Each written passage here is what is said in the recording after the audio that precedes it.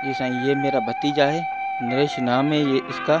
ठीक, ये परसों जो है सुबह संडे वाले दिन सुबह 9 बजे ये घर से निकला, बोला मैं जा रहा हूँ, ये वाटके वाला काम होता है, जो लकड़ी वाला ये करता है, उसके उस्ताद के पास सीखता है, बोला मैं वहाँ पे जा रहा हूँ।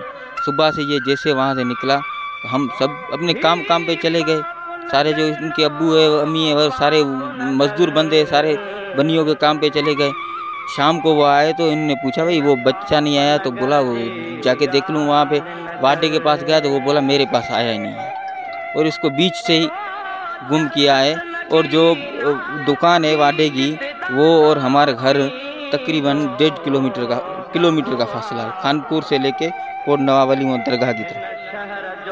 हम गरीब बंदे, हम तो मजदूरी करने वाले, हमारी कोई किसी से कोई दुश्मनी नहीं है, कोई किसी से दुश्मनी नहीं है। ये इसी बच्चे से ज़्यादती की है, ये जो गुनहगार है, ये हमको सबके सामने हम हाथ जोड़ के अपील करते हैं सिंध आईजी शहबाज शरीफ के तरफ, सब जो भी हमारे गवर्नमेंट के जो भी मुलाजिम है, सबको हमको इंसाफ चाहिए, हमारे बच्चे से इंसाफ हो।